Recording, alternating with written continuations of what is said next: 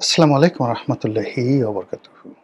সম্মানিত দর্শক, ত্রয়োদশ জাতীয় সংসদ নির্বাচন নিয়ে রাজনৈতিক দলগুলোর যে তোড়জোড় এবং নির্বাচনী প্রচার এবং প্রপাগান্ডা এখন তুঙ্গে।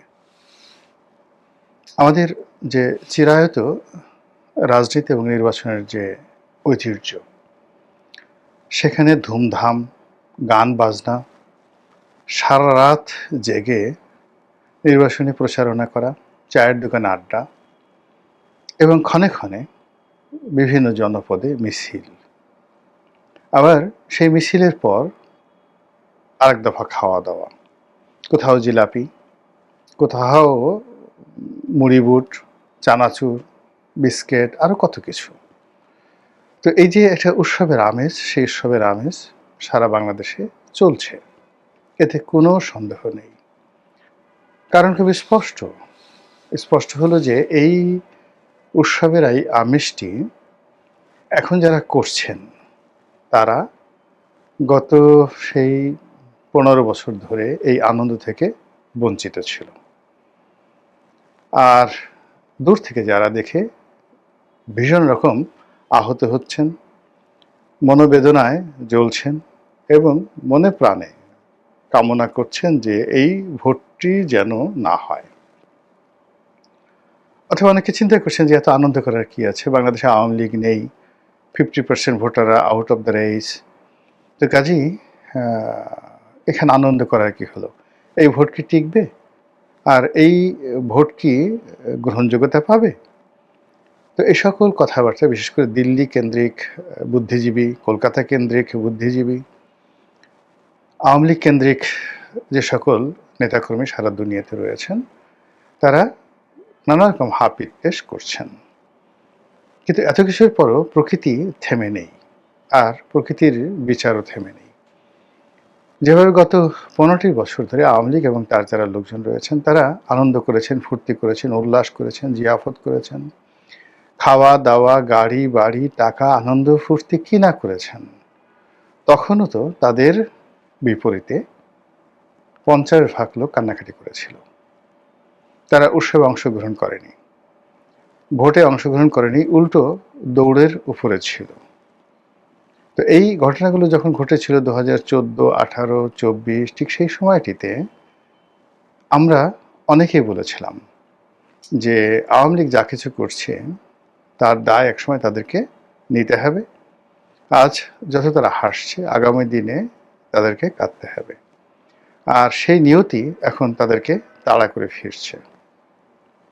অতীতে জামাতের উপর অন্যায় হয়েছে, তারপর বিএনপির উপর অন্যায় হয়েছে, এবং যেন তেন অন্যায় নয়, পুরো এই দুটো দলের যে নেতৃত্ব, সেই নেতৃত্ব শূন্য করে দেওয়া, নেতৃত্বের ভিতরে যে অনুপম গুণাবলীগুলো রয়েছে সেগুলো নষ্ট করে দেওয়া, নেতাদের যে সহজাত রাজনৈতিক সাহস থাকে, শক্তি থাকে, সেগুলো ধ্বংস করে দিয়ে প্রত্যেকটি নেতার মেরুদণ্ডের উপরে রীতিমতো হাতুড়ির আঘাত করে করে আওয়ামী লীগ যখন চূড়ান্তভাবে উল্লাস নৃত্য শুরু করেছিল যে তারা ছাড়া এই বাংলাদেশে বিকল্প নেই, প্রায় সবাই বলতেন যে শেখ হাসিনা ছাড়া এই দেশ কে চালাবে,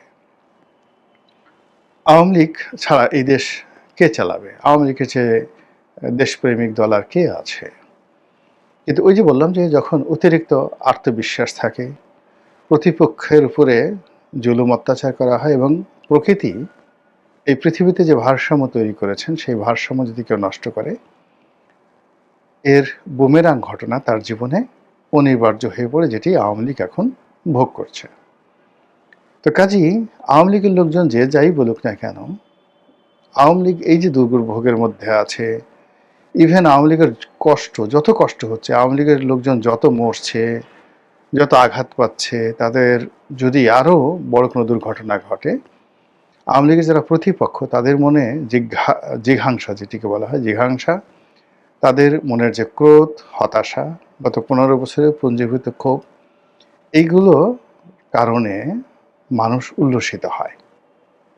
এর মধ্যে অন্যায় কিছু নেই। আমরা এখন অনেকেই দেখা যাচ্ছে যে ধর্মপুত্র যুধিষ্ঠির হওয়ার চেষ্টা করছি, যে ঠিক আছে আওয়ামী লীগ করেছে তো তোমরা করবা কেন, আওয়ামী লীগ অন্যায় করেছে বলে তো তোমরা বিজয়ী হয়েছো, আওয়ামী লীগ ভোগ করছে তাই বলে তোমরা এখন যে কাজ করছো আগামীতে তো তোমাদের একই অবস্থা হবে, আওয়ামী লীগের চাইতে করুণ পরিণতি হবে। এই কথাগুলো আমরা অনেকে ধর্মপুত্র যুধিষ্ঠির হিসাবে বলার চেষ্টা করছি। কিন্তু যদি আপনাকে জিজ্ঞাসা করা হয়, আপনার ভাই, আপনার পিতা, আপনার স্ত্রী বা আপনার সন্তানকে আপনার চোখের সামনে নির্মমভাবে খুন করা হলো, হত্যা করা হলো, জখম করা হলো, জেলে দেওয়া হলো, আপনার পরিবারকে তছনছ করে দেওয়া হলো, ব্যবসা বাণিজ্য সব কিছুতে আগুন লাগিয়ে দেওয়া হলো এবং আপনাকে অমানুষের মতো নির্যাতন করা হলো, আপনার মা মারা গেল, আপনি জেলখানায় থেকে গেলেন, আপনার স্ত্রী অসুস্থ হয়ে মারা গেল, আপনি তখন কারাগারে।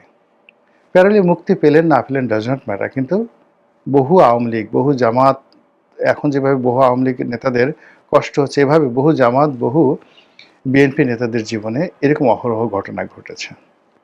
তো এই ঘটনা যদি আপনার জীবনে ঘটে, যারা এই ঘটনাগুলো ঘটিয়েছে, আপনি যদি খুব দেবতা না হন কিংবা নবী রাসূল না হন, তাহলে কোনো অবস্থাতেই আপনার উপর যারা জুলুম করেছে, অত্যাচার করেছে, তাদেরকে আপনি সহজে ক্ষমা করতে পারবেন না। ২ নম্বর হলো যে আপনার প্রতিপক্ষ যখন দুর্ভোগে পড়বে, দুর্দশায় পড়বে, আপনি অবশ্যই তৃপ্তি অনুভব করবেন। এটা একটা হিউম্যান সাইকোলজি। তো সেই হিউম্যান সাইকোলজির কারণে কি হলো, নির্বাচনে আওয়ামী লীগ নেই, তাদের সহযোগীরা নেই, ৫০% লোক নেই, নির্বাচনী মাঠ পুরোটা খালি। কিন্তু ওই যে প্রতিপক্ষের ১৫ বছরের পুঞ্জীভূত ক্ষোভ, আর 1/11-এর সময় ধরেন আরও ২ বছর, সাকুল্যে ১৭ বছরের যে তাদের পুঞ্জীভূত ক্ষোভ, তারা হাসতে পারেনি, তারা নাচতে পারেনি, তারা গাইতে পারেনি, তারা খেতে পারেনি, কোনো কিছু করতে পারেনি, এমনকি তারা স্বপ্ন দেখতে পারেনি। এই সময়টিতে এসে সব কিছু বানের পানির মতো, মানে বন্যার পানির মতো একেবারে রীতিমতো জোয়ার তৈরি করে ফেলেছে। এই জোয়ারের কি পরিণত হবে, কতদিন টিকবে, আবার ভাটা কখন হবে, ডাজ নট ম্যাটার, এগুলো নিয়ে চিন্তা অনেক পরের বিষয়, কিন্তু জোয়ার শুরু হয়ে গেছে। আর যারা আনন্দ করছে তাদের আনন্দ যৌক্তিক। তো যেটা বলছিলাম যে নির্বাচনের মাঠ হয়তো জমছে না, অংশগ্রহণ করছে না, অনেকে বলছে সেটা আপেক্ষিক, কিন্তু যারা আনন্দ করার, যারা ফুর্তি করার, তারা ঠিকই করছে। যেমন ধরুন বিএনপির যারা মনোনয়ন পেয়েছেন তারা তো বেজায় খুশি, ধানের শীষ যারা পেয়েছেন অনেক খুশি, তারা স্বপ্ন দেখছেন মন্ত্রী হবেন, এমপি হবেন, রাষ্ট্র পরিচালনা করবেন ৫ বছর, রাষ্ট্রের সুযোগ সুবিধা ভোগ করবেন, তার সঙ্গে সঙ্গে আরও কত কি। আর এই কথা যেভাবে প্রার্থীরা চিন্তা করছেন, তার সঙ্গে সঙ্গে আবার তাদের ঊর্ধ্বতন নেতৃবৃন্দ, তাদের নেতাকর্মী, নিচে যারা আছেন অধস্তন এবং তাদের কর্মী সমর্থক, তাদের মধ্যে এই জোয়ারটা ছড়িয়ে পড়ছে। ঘটনাটা এরকম, আপনার বাড়িতে কেউ মরেছে, আপনি যখন জানাজা দেওয়ার জন্য, দাফন কাফনের জন্য প্রস্তুতি নিচ্ছেন, আপনার বাড়িতে কান্নার রোল। ঠিক একই সময় আপনার পাশের বাড়িতে একজন নবজাতক পৃথিবীতে এসেছেন এবং বহু বছর পর, ১৫ বছর আপনি ধরে নিয়েছিলেন যে আপনার সন্তান হবে না, কিন্তু হঠাৎ করে আপনার স্ত্রী গর্ভবতী হলেন এবং আপনার একটি ফুটফুটে সন্তান এই পৃথিবীতে এলো। পাশের বাড়ির কান্না আপনার আনন্দ বন্ধ করতে পারবে না। ঠিক এই অবস্থা এখন বাংলাদেশের নির্বাচনের ময়দানে ঘটছে। এই রিয়ালিটি যদি সবাই আমরা মেনে নেই, এটাই আমাদের জন্য শান্তির কারণ।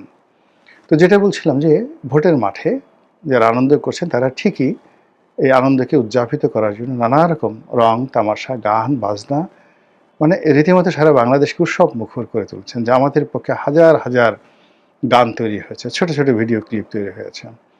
বিএনপির পক্ষে হাজার হাজার গান, ভিডিও ক্লিপ, বিভিন্ন যারা এমপি প্রার্থী হয়েছেন তাদের এক একজনের ১০টা-১২টা করে নির্বাচনী গান তৈরি হয়েছে। তো সেইভাবে যদি আপনি ২০০০ প্রার্থী ধরেন, সবাই যে গানগুলো তৈরি করেছেন তাদের নিজেদের নিজেদের জন্য, জনপ্রিয় গানের সঙ্গে মিউজিক, জনপ্রিয় গানের সঙ্গে ড্যান্স, এগুলো সব তৈরি করে সারা বাংলাদেশের পথ ঘাট মাঠে রীতিমতো উৎসবের আমেজ। এই উৎসবের আমেজের সঙ্গে আবার উৎসব তো এমনি এমনি হয় না। আপনি কি দেখুন, যে কোনো উৎসবের মধ্যে একটু খোঁচাখুচি দরকার আছে। এই বিয়ের আসরে যেমন দেখা গেল যে গেট বানানো হয়, কৃত্রিম গেট, সেখানে সেই গেট খুলে দেওয়ার জন্য টাকা, একে অপরের সঙ্গে তর্ক করে, ইংরেজিতে কথা বলে, তারপরে নানা রকম বিতর্ক, এক পক্ষ আর এক পক্ষে ছোট করার জন্য পাত্রপক্ষ পাত্রীপক্ষকে ছোট করে, তোমরা খয়রাতি, তোমরা ভিক্ষুক। আবার পাত্রীপক্ষ যারা আছে তারা বলে তোমরা খয়রাতি, তোমরা ভিক্ষুক, এখানে 10 লাখ টাকা দিতে হবে, তোমরা টাকাই দিতে পারতেছ না। এটা ঢাকা শহরে হয়, ছেলেমেয়েরা করে। এবং এর মধ্যে যারা দূরে দাঁড়িয়ে দাঁড়িয়ে একেবারে গুরুগম্ভীর বৃদ্ধ, জীবনের তারা হাসতে গেলেও চিন্তা করে যে হাসাটা উচিত হবে কিনা, এই ধরনের বৃদ্ধ কিন্তু এই যে বিয়ে বাড়ির অনুষ্ঠান, সেই অনুষ্ঠানের যে আনন্দ ফুর্তি সেগুলোতে তারা অংশগ্রহণ করে। তদ্রূপ এই নির্বাচনের মাঠে এখন অনেকগুলো ঘটনা ঘটছে। যেমন জামাতের লোক এখন জনাব তারেক রহমান সাহেবকে বলার চেষ্টা করেছেন তিনি লন্ডনী অলি আল্লাহ হয়ে গেছেন। অলি আল্লাহ এখন ফতোয়া দিতে বেড়াচ্ছেন, লন্ডনী মুফতি। ভালো কথা, এখানে যদি থামতো ভালো কথা। এখন মুফতি হলেও তো আপনার দাড়ি লাগবে, দাড়ি ছাড়া তো মুফতি হয় না। মাথায় টুপি লাগবে, বড় একটা জুব্বা লাগবে। আরব দেশের মতো যদি আপনার মাথায় ওইরকম পাগড়ি পরিয়ে দেওয়া হয় কেমন লাগবে? তো সেভাবে অনেকে জামাতে যারা লোকজন রয়েছেন তারেক রহমান সাহেবের সেই ওইরকম ছবি তৈরি করেছে এআইয়ের মাধ্যমে, সেই আরবীয় গান মাশাল্লাহ মাশাল্লাহ কিয়া হুয়া মাশাল্লাহ। আমি জাস্ট নিজে নিজে বললাম, বাট অ্যারাবিক গান কিন্তু অনেক সুন্দর। তো সেইভাবে মুফতি সাহেবরা আরব দেশে তলোয়ার নিয়ে, লাঠি নিয়ে তারা কিন্তু এইভাবে লম্ফজম্প করে।